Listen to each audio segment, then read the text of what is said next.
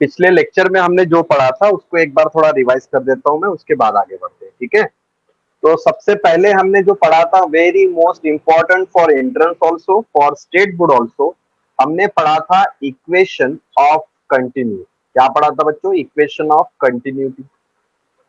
क्या होता है इक्वेशन ऑफ कंटिन्यूटी? सबको याद है क्या होता है बच्चों? Area is inversely proportional to velocity.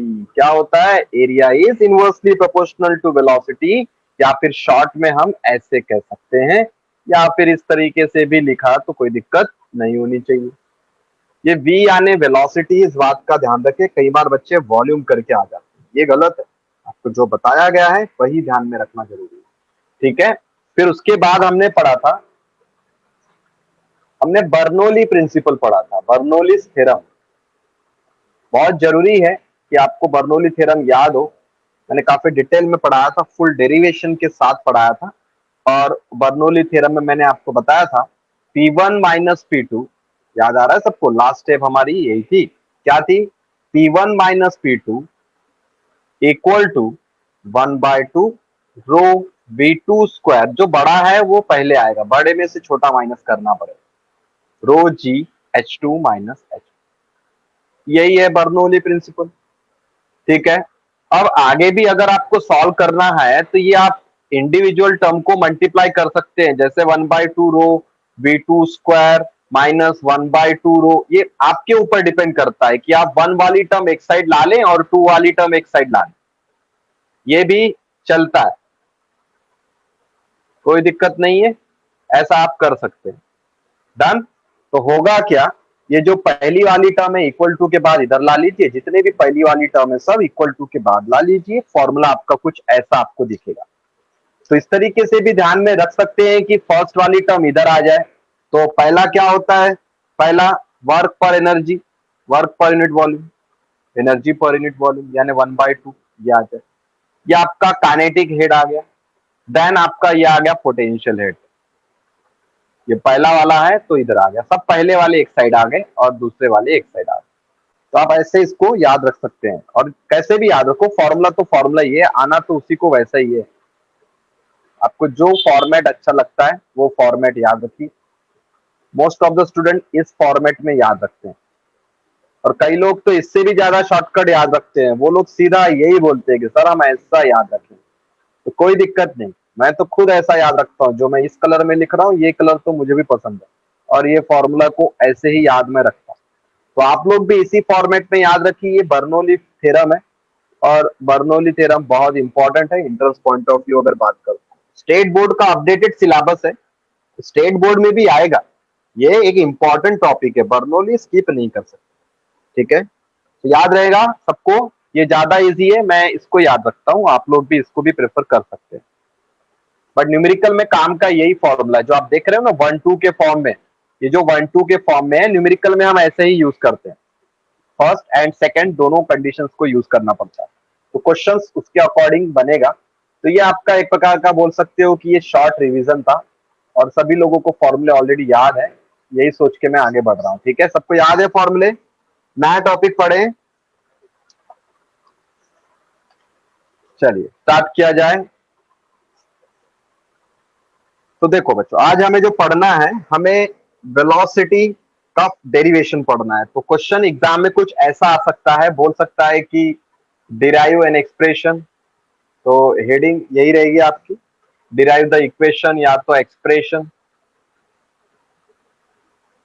Of the speed, ठीक है, स्पीड वेलोसिटी जो बोलना है बोल सकता है।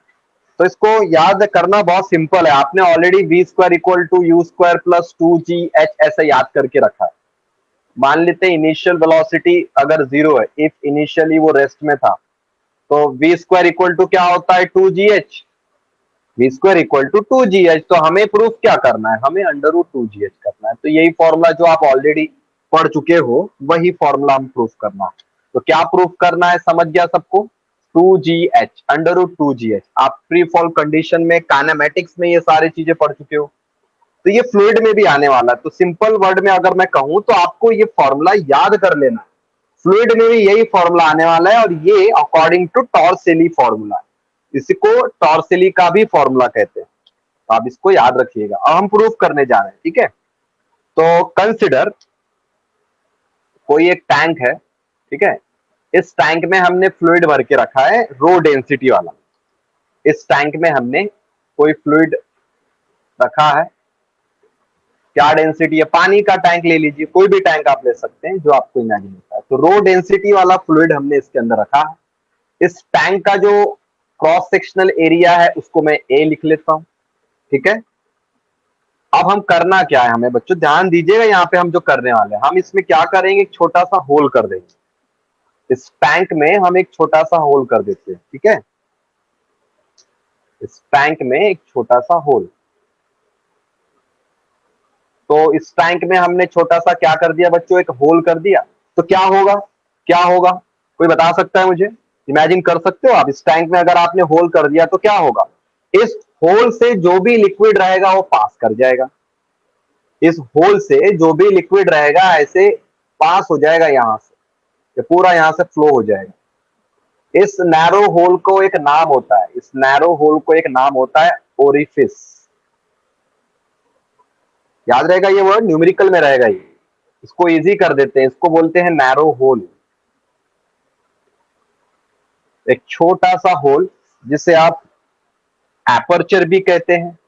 देखो नए नए नाम है यहाँ पे, आप ये एपर्चर कैमरे में होता है, कैमरे की लेंस में एक छोटा सा नैरो होल होता है जहां से लाइट आती है, उसे आप एपर्चर कहते हैं, ओरिफिस कहते हैं, या फिर नैरो होल कहते हैं। तीन नाम याद रखिए आप, न्यूमेरिकल है, आपके नॉलेज से खेल सकता है।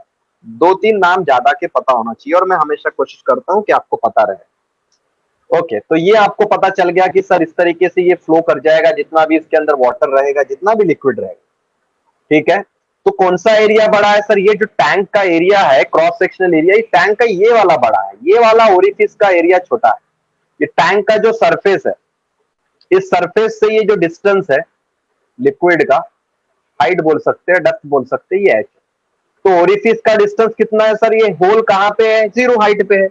होल तो जीरो हाइट पे है, और लिक्विड कितना हाइट पे है, एच हाइट पे। तो हमारे पास कुछ चीजें आ चुकी हैं, उनको हम लिख लेते हैं यहाँ पे। थ्योरी है तो लिखना पड़ेगा, थोड़ा स्टेप बाय स्टेप लिख लेते हैं।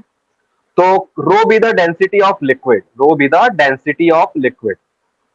तो consider a tank containing a liquid of density rho, लिख सकते हैं इंग्लिश में ऐसे। पेपर में सब्जेक्टिव आएगा तो क्या लिखना पड़ेगा, पहले तो डायग्राम ड्रॉ कर लीजिए। स्टेप नंबर 1, डायग्राम ड्रॉ कर लीजिए। आ जाएगी डायग्राम ड्रॉ करना। कोई भी टैंक बना दीजिए आप, सिलेंड्रिकल बना दीजिए, सर्कुलर बना दीजिए, जैसा बनाना है वैसा टैंक बना दीजिए। तो हमने टैंक बना दिया सर, और उस टैंक में हमने फ्लूइड रख दिया, वाटर रख दिया, और हमने उस टैंक में एक छोटा सा होल किया, छोटा सा होल, ठीक है। और जानबूझ के हमने होल यहां पे किया। क्यों यहां पे किया, उसका रीजन है, नहीं तो आप बोलते सर ये होल आपने यहां क्यों नहीं किया। बच्चों इतना बड़ा सिलेबस भी नहीं है कि आपको प्रोजेक्टाइल मोशन भी पढ़ाना पड़े, फिर ये आपकी रेंज हो जाती, या आपकी मैक्सिमम हाइट हो जाती है ना। प्रोजेक्टाइल मोशन का टॉपिक यहां से स्टार्ट हो जाता। तो सिलेबस को, स्टेट बोर्ड के सिलेबस को छोटा किया गया है प्रोजेक्टाइल मोशन को अवॉइड करने के लिए, ये सारी चीजें हैं। तो जो सिलेबस में है वही मैं आपको पढ़ा रहा हूं। तो होल जानबूझ के हमने उसके बॉटम पे किया, ठीक है। तो consider a tank containing a liquid of density row. One more time, theory कैसे पढ़ेंगे, थ्योरी ऐसे पढ़ेंगे, डायग्राम से समझेंगे और अपने मन से लिखेंगे। रटना नहीं है, समझना है, रटना नहीं है। तो क्या कंसिडर करना है सर, ये डायग्राम में तो हमें एक टैंक दिख रहा है, और इसके अंदर में हमने रो नाम का लिक्विड ले लिया है। तो consider a tank containing a liquid, या फिर कंसिडर अ कंटेनर, टैंक बोलो कंटेनर बोलो, जो वर्ड अच्छा लगे वो बोलो। तो consider a container containing a liquid of density row, of density रो, ठीक है। Having a cross sectional area A1, जिसे हम कहेंगे क्रॉस सेक्शनल एरिया A1। यहां से कौन सा एरिया बड़ा है वो भी आप गेस कर सकते हैं। टैंक का एरिया बड़ा है, तो बच्चों अगर टैंक का एरिया बड़ा है तो वेलोसिटी किसकी ज्यादा होगी, ये बात तो मैं पूछना ही भूल गया। इधर वेलोसिटी v2, और ये वाली वेलोसिटी यहाँ पे v1 ले लेता हूं। किसकी वेलोसिटी ज्यादा होगी, तो आप कहेंगे सर हमने इक्वेशन ऑफ कंटिन्यूटी अभी अभी थोड़ी देर पहले ही एक बार रिवाइज किया, तो उसको देख के समझ में आता है कि अगर एरिया बड़ा है तो वेलोसिटी छोटी है, ठीक है। सेकेंड एरिया, ये किसका एरिया होगा, ये A2 किसका होगा, ये छोटे से होल का, छोटे से होल का। तो आप A2 का मतलब क्या कहेंगे, A2 be the area of orifice, जो भी बॉटम में ओरिफिस है उसकी बात कर रहे हैं। अब आते हैं V1 की और V2 की। ये सब लेबलिंग लिखना पड़ता है, स्कोर करना ना आपको स्टेट बोर्ड में, तो स्टेप बाय स्टेप लिखना पड़ेगा, पहले डायग्राम फिर आपका लेबलिंग आएगी। V1 क्या होगा, वेलोसिटी होगा। V1 एंड V2 लिख देते हैं, शॉर्ट में निपटा देते हैं इसको, इतना बड़ा नहीं करना हमको इसको। V1 एंड V2, तो V1 और V2 क्या है, वेलोसिटी है। V1 and V2 with the velocity, ठीक है। वेलोसिटीज ऑफ लिक्विड बोल दो आप, जो भी लिक्विड हो, वाटर लिक्विड, जो भी, कैसा भी आप बोल सकते। डन, यहां तक क्लियर। चलिए स्टार्ट करते हैं इस टॉपिक को। तो यहाँ पे क्या होगा, इस लिक्विड का कुछ प्रेशर होगा, यहाँ पे लिक्विड का क्या होगा, प्रेशर होगा। मैं इसको P कर देता हूं, और यहाँ पे जो भी प्रेशर होगा वो एटमॉस्फेरिक प्रेशर होगा। यहाँ पे एयर है, यहाँ पे क्या होगा, लिक्विड का प्रेशर होगा, कितना होगा, ρGH। लेकिन सर बर्नौली भी पढ़ के रखा है, बर्नौली भी यूज करना पड़ेगा यहाँ, ठीक है। तो स्टेप बाय स्टेप करते हैं। तो क्या होगा, क्या कोई मुझे बता सकता है इस पॉइंट पे और इस पॉइंट पे प्रेशर क्या होगा, सेम होगा कि डिफरेंट होगा। प्रेशर एट A1 और प्रेशर एट A2 क्या सेम होगा कि डिफरेंट होगा, जल्दी बोलो। बिल्कुल सही बात है, बिल्कुल सही बात है, ठीक है। ये फ्लूइड का यहाँ पे प्रेशर। अच्छा, मैं अब इसकी बात करता हूं, जो यहां से प्रेशर होगा A1 एंड ये A2 है बच्चों, ये A2 है। आप इस A2 को ध्यान रखिएगा, ये जो सरफेस है ना, ये क्रॉस सेक्शनल एरिया है, ये वाला एरिया ये A2 है, ठीक है। अभी हमें प्रेशर का यूज करना है, इसलिए मैं आपको बता रहा हूँ। मैं पॉइंट बना देता हूँ, ये इस पॉइंट की बात, इस पॉइंट में हाइट ज्यादा है, यहाँ पे सर हाइट कम, तो प्रेशर ऑब्वियस सी बात है डिफरेंट। अच्छा, अब दूसरा क्वेश्चन करता हूं मैं आप लोगों से, थोड़ा ध्यान दीजिएगा। Pressure at A1 and A2, इन दोनों के प्रेशर की बात कर रहा हूं, ठीक है। A1 और A2, ये क्रॉस सेक्शनल, ये वाला एरिया, और इस टैंक का जो एरिया है उसके कारण जो प्रेशर, तो क्या ये प्रेशर मेरा एटमॉस्फेरिक प्रेशर के बराबर हो सकता है क्या। स्टार्टिंग में, बहुत स्टार्टिंग में पढ़ाया था, बहुत स्टार्टिंग में, बहुत स्टार्टिंग, अर्ली एकदम स्टार्टिंग में, जब मैंने आपको ρGH, एटमॉस्फेरिक प्रेशर, ये सारी चीजें मैंने लिखा के दी। वन मोर टाइम, क्या मेरा प्रेशर एट पॉइंट ए और प्रेशर एट पॉइंट बी क्या एटमॉस्फेरिक के बराबर होगा, थोड़ा सोचिएगा और बताइएगा, ठीक है। तो इस पॉइंट पे जो प्रेशर रहेगा, मतलब इन दोनों का जो प्रेशर रहेगा, मिला के प्रेशर रहेगा, वो एटमॉस्फेरिक के क्या होगा बच्चों, बराबर होगा, ठीक है। वो pressure at point A1 and A2 is equal to atmospheric pressure, पहला point, number one. Second, second, अब बर्नौली की बारी। अब ध्यान दीजिएगा, बर्नौली भी थोड़ा सा कॉन्सेंट्रेट करना पड़ता। सो बर्नौली इक्वेशन क्या बोलता है, बर्नौली इक्वेशन ये कहता है कि इस पॉइंट, ये पहला पॉइंट हुआ आपका वन, और ये क्या है, दूसरा पॉइंट है। ध्यान देना, मैं दोनों का इक्वेशन लिखने जा रहा हूं। अच्छा, ये A2 में हाइट कितनी है, तो सर बॉटम में इसकी हाइट ही नहीं है, हाइट जीरो, समझ में आया। ये सेकंड पॉइंट समझ में है, तो हाइट ही नहीं है, तो यहाँ पे हाइट जीरो है सर। ये बॉटम में ना, हाइट तो स्टार्ट ही यहीं से हो रही है, तो यहाँ पे कौन सी हाइट होगी, तो A2 में कोई हाइट नहीं, तो हाइट नहीं है, तो काइनेटिक हेड रहेगा सर, वेलोसिटी है, एटमॉस्फेरिक भी है, बट पोटेंशियल एनर्जी वाला नहीं रहेगा। यानी कि मैं अभी इसके लिए लिखता हूं, फर्स्ट के लिए, तो फर्स्ट के लिए लिख रहा हूं, ध्यान दीजिएगा। P0 plus 1/2 density of the liquid, velocity of the liquid, plus density small g and h, जो भी h है यहाँ पे, ठीक है, यहां पे क्या आएगा, पी नॉट आएगा, बिल्कुल आएगा, 1/2 रो V2 का स्क्वायर प्लस रो G0। हाइट आएगी क्या बच्चों, नहीं आएगी, बात समझ में आ गई, हाइट आने वाली नहीं है। पी नॉट से पी नॉट कैंसल, क्या सर रो से रो कैंसिल होगा, क्या बच्चों रो से रो कैंसिल होगा, बोलो जल्दी से।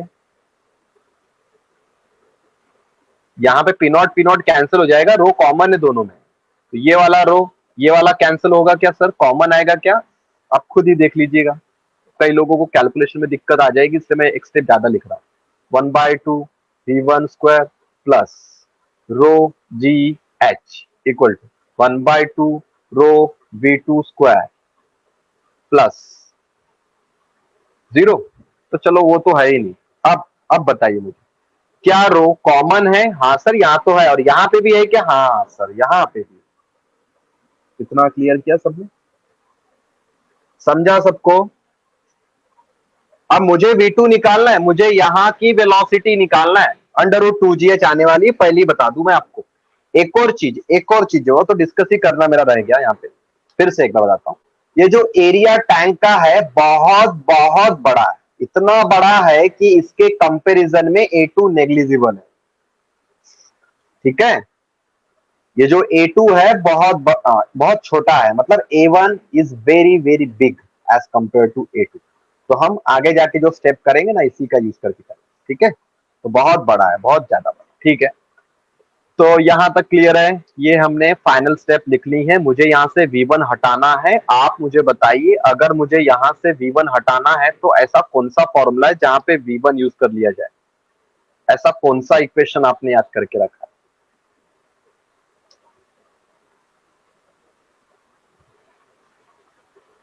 बाय इक्वेशन ऑफ कंटिन्यूटी,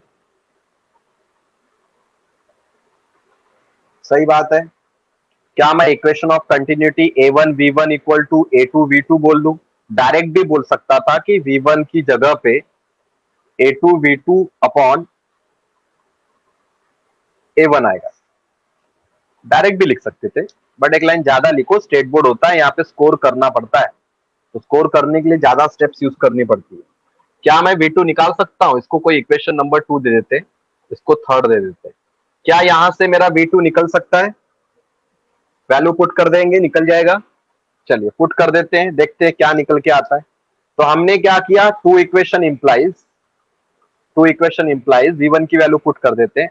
1/2 क्या हो जाएगा, V1 का स्क्वायर है तो ये A2/A1 का होल स्क्वायर आ जाएगा, V1 का स्क्वायर है ना, और क्या आ जाएगा V2 का स्क्वायर आ जाएगा, यहाँ पे क्या आ गया 1/2 V2 स्क्वायर, ठीक है। डन, कोई डाउट है, समझ गया सबको, ठीक है। और कुछ, हाँ ये गड़बड़ है, यहाँ पे GH गायब है, एक सेकेंड, GH रह गया, इसको यूज कर लेते हैं। GH 1/2 V1 स्क्वायर, ठीक है, अब करेक्ट है।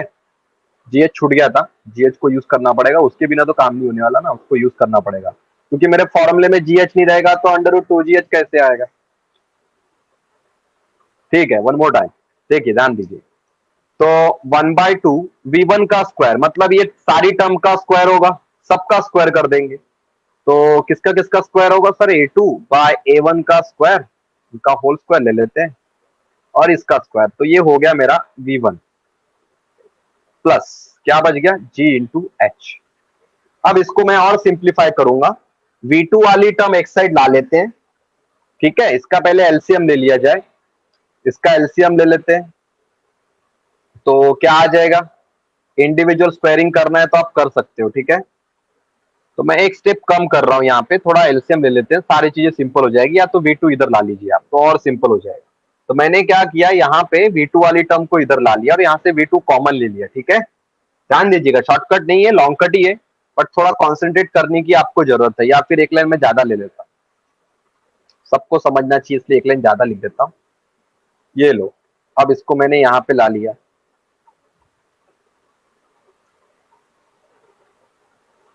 क्या अब यहां से मैं V2 का स्क्वायर कॉमन ले सकता हूं क्या, अब तो ठीक है ना, यहां तक समझा? कॉमन आ सकता है कुछ? तो फिर क्या कॉमन आएगा? v2 का स्क्वायर सर कॉमन आ जाएगा। चलिए देखिए, तो मैंने क्या किया, gh को यहीं पे रखा और v2 का जो स्क्वायर था कॉमन ले लिया, तो क्या क्या बच गया एक बार देख लिया जाए। v2 का स्क्वायर कॉमन लिया तो यहां बचेगा 1/2, ओके, और यहां क्या बचेगा a2 माइनस a1 का होल स्क्वायर, और नीचे में क्या आएगा 1/2। सर 1/2 भी कॉमन आ रहा था, हाँ 1/2 भी कॉमन आ रहा था, चलिए 1/2 भी ले लेते, ये लो पूरा कॉमन आ गया। अब बराबर हो गया, अब और इजी हो गया, देखने में भी अच्छा लग रहा है। ठीक है, तो क्या क्या बच गया, ये तो पूरा ही कॉमन ले लिया, v2 स्क्वायर बाय 2 कॉमन ही ले लिया हमने, तो अंदर क्या बचेगा a2 बाय a1 का होल स्क्वायर। ये है आपका फाइनल फॉर्मूला, एक्चुअली यही फाइनल फॉर्मूला है, बट यहाँ पे भी इसको और रिड्यूस करेंगे। सही है, v2 स्क्वायर बाय 2 बाहर ले लिया गया है और v2 स्क्वायर बाय 2 तो बराबर है, बिल्कुल सही है, यहाँ तक करेक्ट स्टेप है। ठीक है, स्क्वायर ब्रैकेट लगा, क्रॉस मल्टीप्लाई, ये आ गया आपका 2gh, ये आ गया v2 का स्क्वायर a2 बाय a1। अच्छा, कौन सा एरिया छोटा है? सर यहां पे, एक सेकेंड,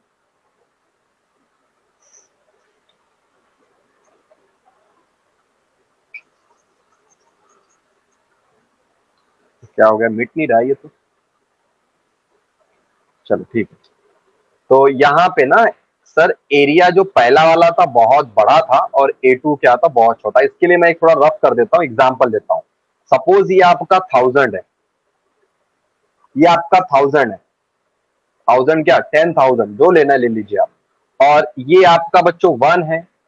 तो मुझे आप बता दीजिए, ये जो अगर मैं इसका स्क्वायर करता हूँ, 1000 ज्यादा ले लिया मैंने, 100 ही लेता हूँ, आगे कैलकुलेशन बड़ा हो जाएगा। ठीक है, देखो अभी मैंने क्या बोला है, A1 बड़ा है सर, A1 इतना बड़ा है, A1 इतना बड़ा है कि A2 बहुत छोटा है, इतना बड़ा है सर। अगर हम इसको इससे सॉल्व करते हैं, ध्यान देना ये स्टेप थोड़ा मैथमेटिकल है, यहां से कई बार डेरिवेशन आपका बाउंस हो जाता है, समझ में नहीं आता है, समझ में आना चाहिए, इसलिए मैं बता रहा हूं। तो अगर मैं कहता हूं कि सर A1 बहुत बड़ा है तो 100 ले लीजिए, बट उसका स्क्वायर भी होना है तो और बड़ा हो जाएगा। चलो यहां तक समझा? यानी अगर मैं इसको और सॉल्व करता हूं, फर्दर सॉल्व करने के बाद 0.0001, 1 2 3 4, ठीक है, तो इससे अगर इसको सब्ट्रैक्ट करें, ठीक है, यानी मैं ऐसा कहूंगा कि ये टर्म मतलब 1 माइनस समथिंग दिस 1 होगा, इसको अगर मैं इससे माइनस करूं तो 1 ही आएगा, क्या ये समझ रहा है? ये अप्रोक्सीमेटली क्या होगा, यानी मैं इसको 1 से भी ये छोटा है ऐसा बोल सकता हूं, ये तो बहुत छोटा है, ये इतना छोटा है कि इसको हम निग्लेक्ट कर सकते हैं, इसको हम निग्लेक्ट कर देते हैं, यानी ये टर्म निग्लेक्ट हो गई, ये v2 स्क्वायर इंटू 1 हो गया, यानी कि मेरा जो v2 का स्क्वायर है वो क्या आएगा 2gh, यानी मेरा v2 क्या आ जाएगा under root 2gh। This is required equation of speed of liquid, equation of speed of a liquid. ठीक है, डन, और इसी को कहते हैं टॉर्सेली लॉ, यही है टॉर्सेली लॉ, टॉर्सेली ने यही फॉर्मूला बताया था जो आपको याद रखना ही पड़ेगा। इजी है, डेरिवेशन आ जाएगा। और एक नाम होता है इसका, और एक नाम होता है स्पीड ऑफ इफ्लक्स, ये नीट और जेई में ये नाम यूज करते हैं, इफ्लक्स बोलते हैं।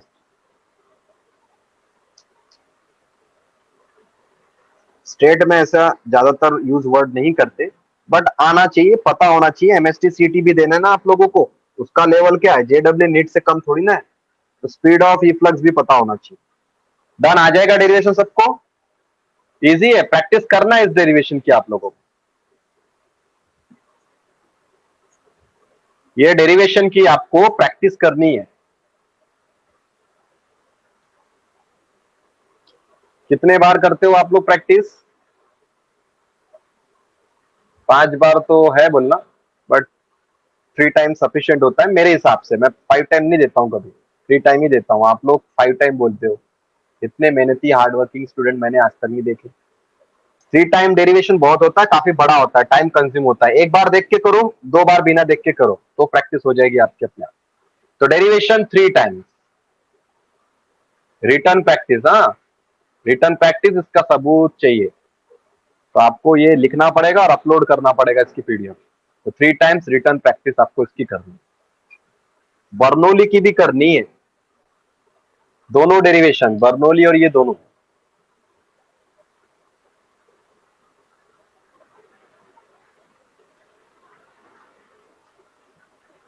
चलिए डन, डेरिवेशन फिनिश। तो छोटे छोटे फॉर्मूले आपके फॉर्मूले की लिस्ट में अच्छे से ऐड होना चाहिए।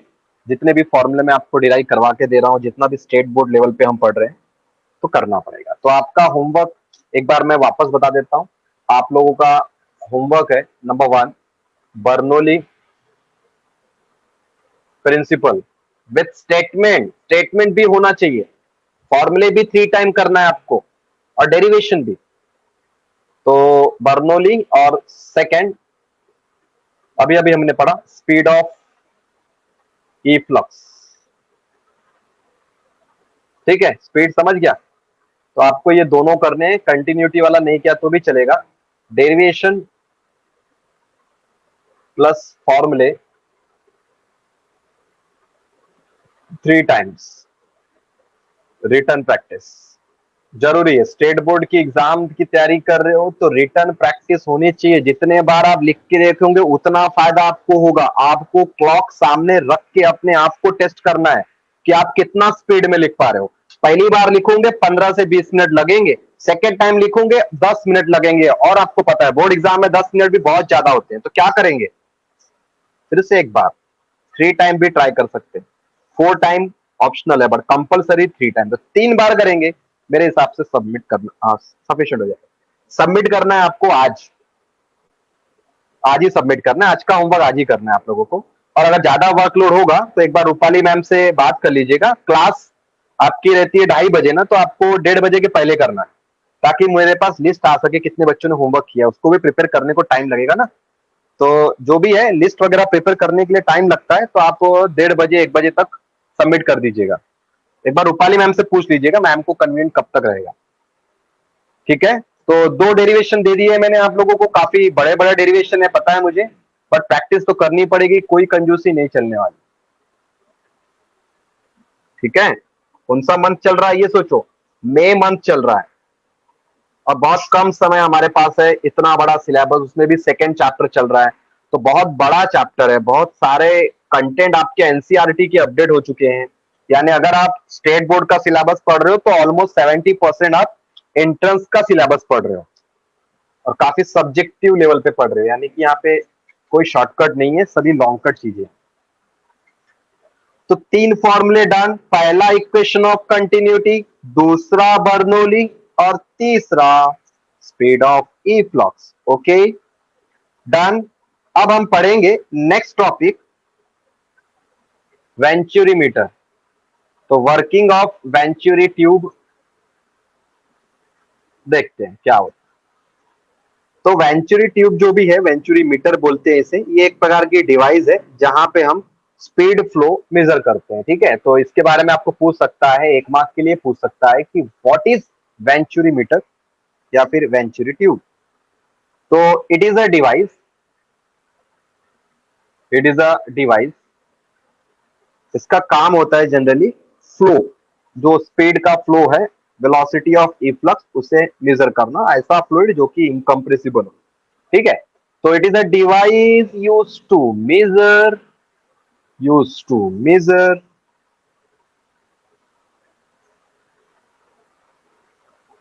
Flow of flow of fluid, speed flow of fluid, या फिर flow speed, flow speed of fluid. ठीक है, फ्लूइड से बेटर वर्ड है इनकम्प्रेसिबल फ्लूइड। ऐसा फ्लूइड जो आप कंप्रेस नहीं कर सकते, मैं लिक्विड की बात कर रहा हूं, गैसेस की बात नहीं कर रहा हूं, गैसेस कंप्रेसिबल होती है। मैं वाटर की बात कर रहा हूं, वाटर कंप्रेस कर सकते हो, नहीं कर सकते, ठीक है। सो इनकंप्रेसिबल फ्लूइड, ठीक है। चलिए स्टार्ट करते हैं। एक हमारे पास ट्यूब है, ठीक है, ऐसी कुछ ट्यूब, यहाँ पे इसका एरिया अलग है। ये जो एरिया ऑफ क्रॉस सेक्शन आप देख सकते हैं यहाँ पे A2 छोटा एरिया है, और यहाँ पे जो एरिया ऑफ क्रॉस सेक्शन है यहाँ पे क्या है A1। तो ऑब्वियस सी बात है सर, वेलोसिटी भी अलग अलग होगी। हाँ बिल्कुल अलग होगी सर, वेलोसिटी के साथ साथ प्रेशर भी अलग होगा। यहाँ पे इस पॉइंट पे प्रेशर कुछ और होगा, ज्यादा क्रॉस सेक्शन एरिया है, ठीक है। तो एक काम करते हैं, यहाँ पे प्रेशर मेजर कर लेते हैं, कहीं पे भी कर सकते हो आप, ऐसा कुछ नहीं। तो मैं एक ये पॉइंट बना देता हूँ यहाँ पे, और एक पॉइंट यहाँ बना देते हैं। तो दो पॉइंट हमने डिसाइड किए, एक पॉइंट यहाँ पे हमने होल कर दिया और एक पॉइंट हमने यहाँ ले लिया है। तो यहाँ पे हमें प्रेशर को मेजर करना है, ठीक है। ये आपके लिक्विड की हाइट, इसके अंदर जो भी h हाइट का लिक्विड रहेगा वो, और इस डायग्राम को प्रॉपर बनाना पड़ेगा।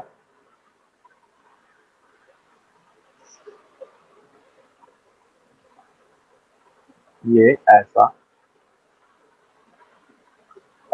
ठीक है। ये तो ये जो हाइट है ये यहाँ पे ऐसा, डन, बना लिया हमने डायग्राम। और जो भी चीजें हैं सारी चीजें यहाँ पे लिख लेते हैं। मान लेते हैं कि यहाँ पे इस पॉइंट पे कुछ प्रेशर है P1 और इस पॉइंट पे प्रेशर है P2। दो पॉइंट्स हमने डिसाइड कर लिए और दो क्रॉस सेक्शनल एरिया भी ले लिया हमने। हमारे पास इतना डेटा अवेलेबल है। तो यहाँ से जो इंटर हो रहा है वो V1 वेलोसिटी से, और यहाँ से जो आउटलेट है, यहाँ से जो वाटर निकल रहा है वो V2 वेलोसिटी, ठीक है। तो हमें इनका प्रेशर मेजर करना है। तो हमारे पास V1 और V2 है, और इनकमिंग और आउटगोइंग स्पीड दोनों। तो कंस्ट्रक्ट कर लिया हमने एक ट्यूब को इस तरीके से, और फ्लूइड इस फ्लो में पास हो रहा है, ये आपके फ्लूइड का फ्लो हो गया। तो ये डायग्राम आपकी इस तरीके से रहती है, वेंचुरी मीटर की या तो वेंचुरी ट्यूब, ठीक है। तो जैसे ही फ्लूइड यहाँ से जाता है, जैसे ही फ्लूइड यहाँ से पास होता है, यहाँ हम मेजर करते हैं फ्लूइड का जो स्पीड होता है, हम यहाँ मेजर करते हैं, यहाँ हम इसकी वेलोसिटी मेजर करते हैं इस पॉइंट पे, ठीक है। तो P1 और P2 की बात करेंगे, इनका प्रेशर काउंट करेंगे, और मैं आपको पूछूंगा कि इनका प्रेशर में से कौन सा प्रेशर ज्यादा है। आप सिंपल एक ही वर्ड में पूछ रहा हूँ, किसका प्रेशर ज्यादा है, आप बताइए मुझे। P1 का ज्यादा प्रेशर है कि P2 का? बर्नौली यूज करने वाले तो मैं प्रेशर पहले ही पूछ लेता हूँ, बोलो किसका प्रेशर ज्यादा है बच्चों? जहां पे ज्यादा फ्लूइड होगा उसका प्रेशर ज्यादा होगा। ये यहाँ सब ज्यादा फ्लूइड है तो यहाँ ज्यादा, ऑब्वियस सी बात है, ज्यादा वर्क करना पड़ेगा। यहाँ फ्लूइड कम है तो प्रेशर यहाँ पे कम होगा, ठीक है। तो यहाँ ज्यादा फ्लूइड है तो यहाँ पे प्रेशर ज्यादा होगा, ठीक है। ऐसा ध्यान में रख सकते हो आप। तो यहां से हमें पता चला कि सर P1 ज्यादा है और P2 कम। शॉर्टकट नहीं मारेंगे हम, लॉन्ग कट करेंगे, ठीक है। तो स्टेट बोर्ड है, थोड़ा लिखना पड़ता है। तो यहाँ पे A1 A2 आपको लिखना पड़ेगा, V1 और V2 भी लिखना पड़ेगा। जो भी है ये सारी चीजें आप लिख लीजिएगा। तो A1 भी the larger cross sectional area, या फिर A1 को बोल सकते हैं cross sectional area, area of wider part. ये नैरो है, ये वाइड है, और ये क्या हो, क्रॉस सेक्शनल एरिया ऑफ कौन सा पार्ट? नैरो, नैरो पार्ट, ठीक है। डन। चलिए V1 V2 क्या हो सकती है? वेलोसिटी या तो स्पीड, जो बोलना है वो बोल सकते हो, speed of fluid, speed of fluid, ठीक है। और कुछ रह गया? P1 P2 भी था pressure, P1 and P2 be the pressure at different point. ये थ्योरी है, लिखना पड़ता है थोड़ा सा, मेहनत का काम यही है कि थियोरेटिकली आपको ऐसा लिखना पड़ता है, इसको मेहनत कहते हैं, हार्डवर्क यहीं पे है। बिना थ्योरी के आपको स्टेट बोर्ड में स्कोर ही नहीं होता है, लिखना तो पड़ेगा। तो बर्नौली की बात कर लेते हैं, बर्नौली के हिसाब से क्या हो सकता है। और ये एक ही लेवल पे रखे हैं, यानी जो फ्लोर पे रखा है ना, ये हॉरिजॉन्टल सरफेस यानी जो ग्राउंड पे रखा है, तो ये हॉरिजॉन्टल सरफेस से एक ही डिस्टेंस पे है, ज्यादा हाइट का रोल नहीं है। आप कहेंगे सर ये ऐसा है और ये ऐसा है, इतने हाइट पे है, नहीं, ऐसा कोई हाइट पे नहीं है, ये ग्राउंड पे रखा है, ग्राउंड सरफेस से, ठीक है। तो यहाँ पे जो पोटेंशियल हेड रहेगा वो नहीं आएगा, तो हम बर्नौली इक्वेशन में पोटेंशियल हेड यहाँ पे यूज नहीं करेंगे। तो हम P1 प्लस 1/2 रो V1 स्क्वायर, फ्लूइड एक ही है तो रो भी द डेंसिटी ऑफ फ्लूइड, सीधा डेंसिटी लिख लेते हैं। डेंसिटी ऑफ फ्लूइड आप लिखना है तो बोर्ड एग्जाम में लिखना है, यहाँ पे इतना बड़ा नहीं करना। चलिए सॉल्व करेंगे इसको, तो यहां से हमें साफ साफ पता चलता है कि सर P1 का प्रेशर ज्यादा है, P1 का प्रेशर ज्यादा है और P2 का प्रेशर कम है। चलो सॉल्व करते हैं। वेलोसिटी किसकी ज्यादा है, जल्दी बताओ। वेलोसिटी किसकी ज्यादा है, जिसका सर एरिया बड़ा है उसकी वेलोसिटी कम है, और जिसका एरिया छोटा है उसकी वेलोसिटी ज्यादा है, यानी सर V2 का स्क्वायर माइनस V1 का स्क्वायर करना पड़ेगा। समझा? शॉर्टकट किया है मैंने, एक लाइन, इतना चलता है। यहाँ पे पता है ना सबको कि ये सर 1/2 रो कॉमन रहेगा, दोनों में कॉमन रहेगा, और V2 का स्क्वायर बड़ा है और V1 का स्क्वायर छोटा है, ठीक है, डन। अच्छा एक और चीज, क्या मैं P1 minus P2 pressure difference rho GH लिख सकता हूं क्या, हाँ या ना, पहले ये बताओ। अरे ये लिक्विड H हाइट ऊपर है ना इससे, तो यहाँ पे मैं ये ऐसा तो लिख सकता हूं, क्योंकि इन दोनों का जो प्रेशर डिफरेंस है वो कितना है, सिर्फ और सिर्फ H हाइट ही तो है, तो रो GH इसका प्रेशर हो जाएगा, इसका एटमॉस्फेरिक प्रेशर, इसका एटमॉस्फेरिक प्रेशर, तो इन दोनों के बीच में प्रेशर का जो डिफरेंस है वो कितना है, सिर्फ रो GH ही तो है, तो इसकी जगह पे रो GH 1/2 rho V2 square minus V1 square, तो ये इस तरीके से हम फाइंड करते हैं velocity. Density get cancel out, और यहां पे हमें मिलता है 2GH V2 का स्क्वायर माइनस V1 का स्क्वायर, ये है वेंचुरी मीटर का डेरिवेशन। इस तरीके से हम डेरिवेशन फाइंड करते हैं। Done, formula clear. कुछ एप्लीकेशंस है बर्नौली के, वो भी देख लेते हैं, थोड़ा थियोरेटिकली देख लेते हैं ऊपर ऊपर,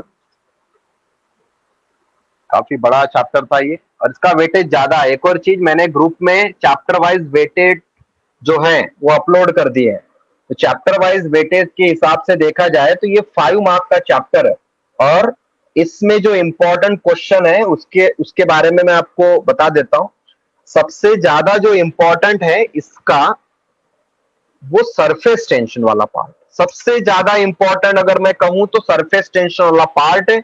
उस सरफेस टेंशन में सरफेस टेंशन का फॉर्मूला बहुत आईएमपी, क्योंकि आपका भी एग्जाम पास में आ रहा है तो आप क्या पढ़ोगे वो भी तो आपको बताना पड़ेगा ना, तो आप क्या पढ़ेंगे, सरफेस टेंशन वाला पार्ट सबसे पहले पढ़ना, ठीक है, इंपॉर्टेंट फॉर एग्जाम।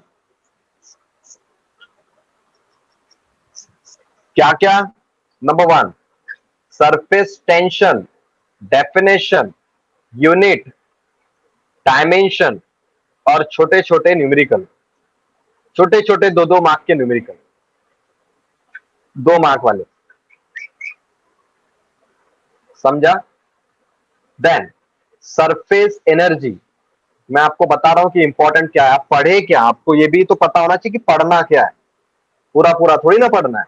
यहां पे डेफिनेशन, यूनिट, डायमेंशन, देखो डायमेंशन आपके एमसीक्यूज में आता है, और न्यूमेरिकल, न्यूमेरिकल यहाँ पे 2 मार्क के लिए बोर्ड में कई बार आ चुके हैं, आपने देखा होगा मैंने पीवाईक्यू कवर किया है, तो प्रीवियस और क्वेश्चन में हमने देखा बैक टू बैक एग्जाम में आ रहे हैं, कंटिन्यू सरफेस एनर्जी के क्वेश्चन आ रहे हैं, और 3 मार्क वाले भी क्वेश्चन आ सकते हैं।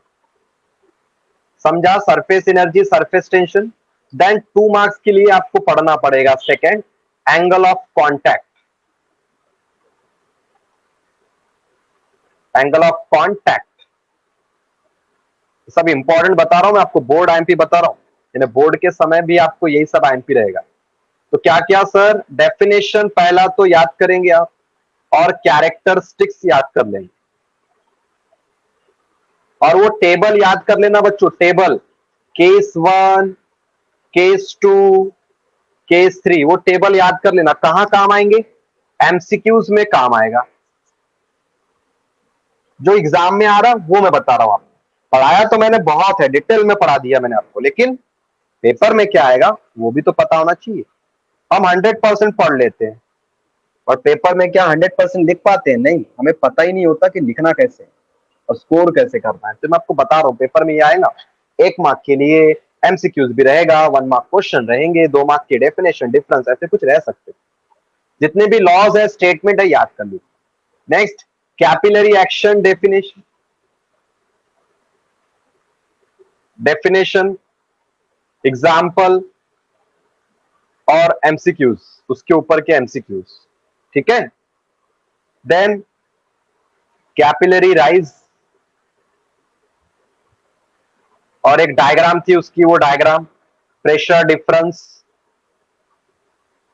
प्रेशर डिफरेंस पता है आपको? प्रेशर डिफरेंस हमने 2 मेथड से फाइंड किया था, एक बड़ी मेथड थी आपकी, डायग्राम वाली मेथड थी, और डायग्राम आपको 3 टाइम प्रैक्टिस के लिए दिया गया, और आपके पेपर में 100% इन टेस्ट, उसका नाम है 100% इन टेस्ट, उसका नाम है एक्सेस प्रेशर, थ्योरी की बात कर रहा हूं, और उसका और एक नाम बनता है Laplace law, P I minus P O equal to 2T/R। याद आ गया होगा आप लोगों को? ये आपके पेपर में 100% है, वो भी 3 मार्क के लिए। तो मैंने आपको तो एक क्वेश्चन बता ही दिया कि 3 मार्क के लिए आपके पेपर में आने वाला है, और ये बोर्ड आईएमपीएस की प्रिपरेशन आपको कर लेनी चाहिए बहुत जल्द, ठीक है। 9 तारीख को पेपर है आपका, अभी से तैयारी स्टार्ट कर दो। टाइम पे भरोसा नहीं करना, क्योंकि टाइम आपके लिए रुकता नहीं। आप टाइम के लिए क्यों रुक रहे हो? जो काम जिस दिन का उसी दिन कंप्लीट करना चाहिए, गुड हैबिट है, ओके। फिर ये तो चलो ठीक है, ये सब कंप्लीट हो चुका है। फिर उसके बाद न्यूमेरिकल की प्रैक्टिस करना। पहला, सरफेस टेंशन बोल दिया मैंने ऑलरेडी, F/L होता है। दूसरा, surface energy equal to TdA, इसकी प्रैक्टिस करना। तीसरा जो न्यूमेरिकल रहेगा आपका, आपका tension equal to HR ρg upon 2 cos theta वाला रहेगा। ये 3 न्यूमेरिकल आपके टेस्ट में मिल जाएंगे। बाकी क्या एमपी आज नहीं, कल बताऊंगा, आज के दिन पूरा बता दूंगा, तो आप फिर आज एक ही दिन में पूरा पढ़ लोगे, और मैं नहीं चाहता कि एक ही दिन में सब कर लो, थोड़ा थोड़ा आराम से करो, ठीक है। हमेशा मैं यही बोलता हूँ कि एक ही बार में नहीं पढ़ना चाहिए। और एक सबसे जरूरी चीज बच्चों, प्लानिंग कीजिए, टाइम टेबल अपना बना लीजिए, ठीक है। तो आपके जो टेस्ट है उसके इंपॉर्टेंट मैंने आपको बता दिए, जो आपकी टेस्ट आते रहेगी उसके हिसाब से मैं इंपॉर्टेंट बताते रहूंगा। अभी फिलहाल सिर्फ और सिर्फ इसी चैप्टर का इंपॉर्टेंट, बाकी चैप्टर के इंपॉर्टेंट बाद में बताऊं।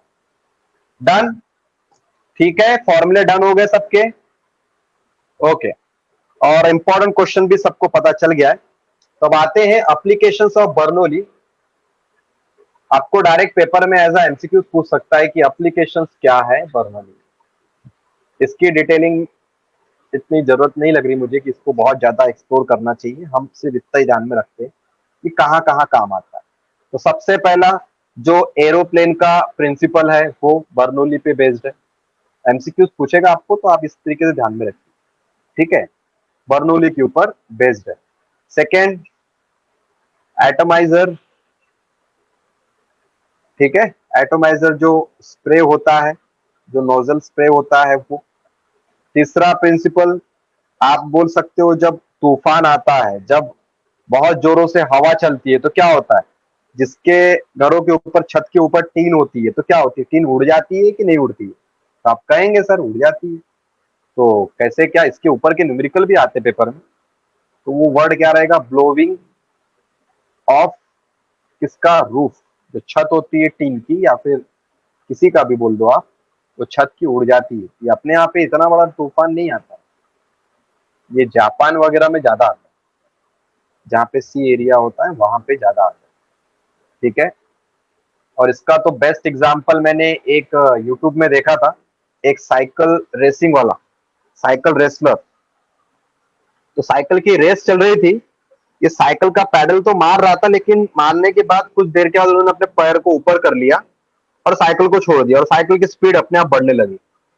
अब ये एग्जांपल हम यहाँ नहीं ले सकते, एनिमेशन था मेरे पास तो दिखाओ, बट मैंने सोचा जान दो, इतना बड़ा नहीं करते इसको। बट ऐसे कुछ रियल लाइफ के एग्जांपल्स होते हैं जो आप फील करते हो।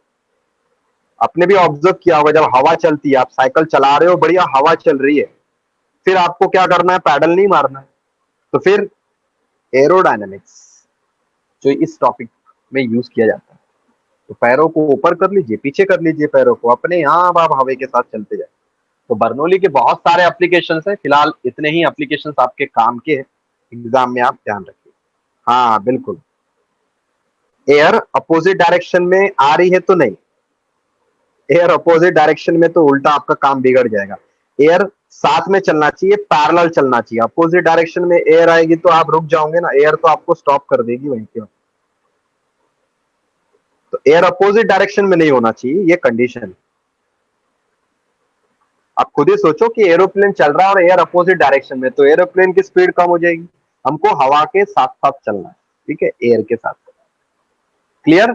चलिए, तो आज के लिए बस इतना। नेक्स्ट चैप्टर हम लोग पढ़ेंगे, और वो चैप्टर का नाम रहेगा काइनेटिक थ्योरी ऑफ गैसेस, जहां पे आपको एक सबसे जरूरी फॉर्मूला काम आएगा जिसका नाम है PV equal to NRT. Chemistry में भी काम है, फिजिक्स में भी काम है, और आपको उस फॉर्मूले का काम 2 चैप्टर में है, थर्मोडायनेमिक्स में भी और काइनेटिक थ्योरी में भी। तो आज के लिए बस इतना, बाकी करेंगे नेक्स्ट टाइम। Thank you.